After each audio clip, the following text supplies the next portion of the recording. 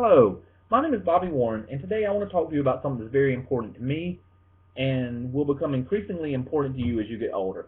That's Medicare services. Seniors in the United States deserve the best care they can receive. Generally, to pay for this care, they have to use Medicare services. Often, a patient won't be completely recovered when they are discharged from the hospital, and they'll require extended stays at either a long-term care or short-term rehab facility, also known as a skilled nursing facility. Many Americans are not aware of how Medicare works or how they'll qualify to have this stay paid for after their initial hospitalization. Medicare encompasses many areas of a patient's care, but it is not all-inclusive. Although the entitlements a patient receives are the same for everyone, the care the patient needs is not the same for everyone.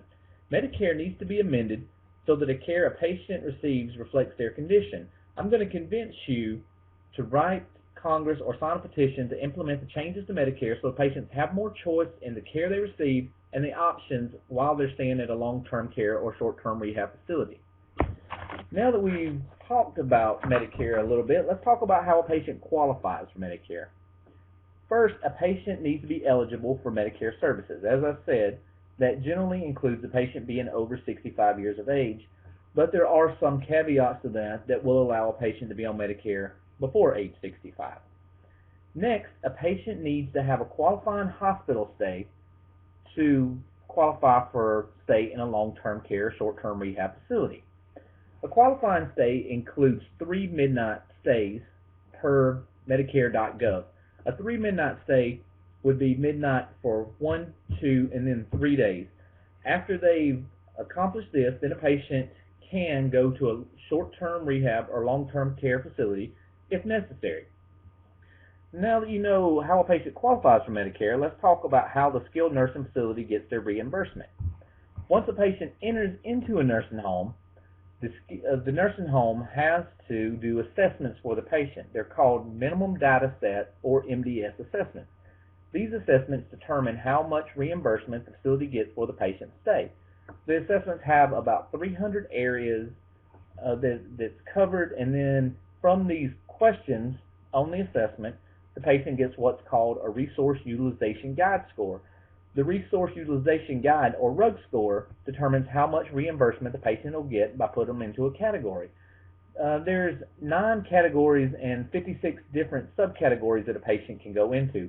Generally, if a patient is receiving rehab, skilled nursing services, for example, IVs, oxygen, things like that, the facility gets more. The less care a patient gets while they're at a facility, the less reimbursement the facility will receive. So most facilities want to maximize the amount of care the patient gets so that they can get more reimbursement. In Georgia, for a rural area, a patient will qualify for RUG scores that range from an RUC, which means that they're on rehab, they're getting ultra high minutes, so 720 minutes of therapy, and extensive nursing services.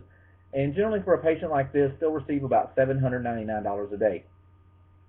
Now, if a patient is getting minimal services, the facility will generally get about $149 a day. As you can imagine, the facility wants to make more money. However, the patient's need is not always being considered by the facility when it comes to the reimbursement they want.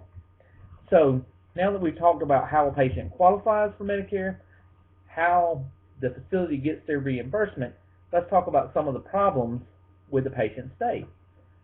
First, a patient has to have a daily skill that they're receiving from nursing to qualify for the stay in a skilled nursing facility after the hospital.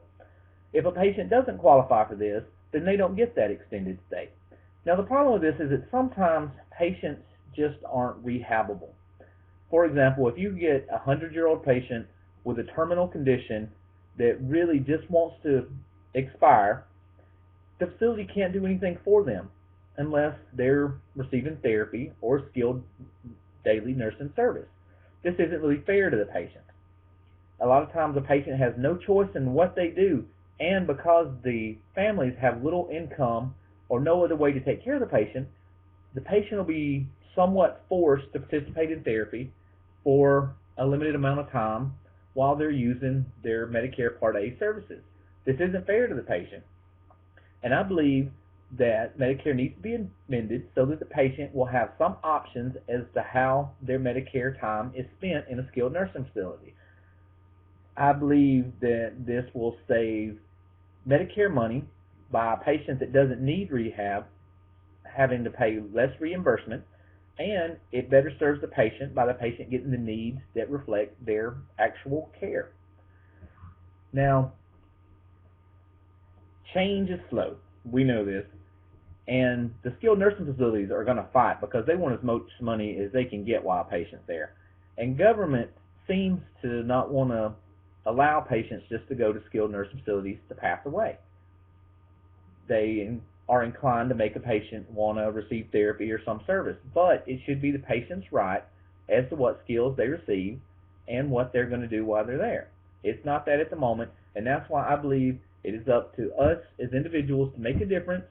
Let our congressmen know that patients need to have the right to receive the care they want and not be forced to have care pushed on them by other people. So I would like to ask you to, as I said, sign a petition, write your congressman, just let them know that you want the patients to have choice, because one day it's going to be you or your family member that's laying there, and you definitely want to have options as to what you do when the end of your life comes. Thank you for listening. I hope you learned something, and I hope that you will take action. Thank you.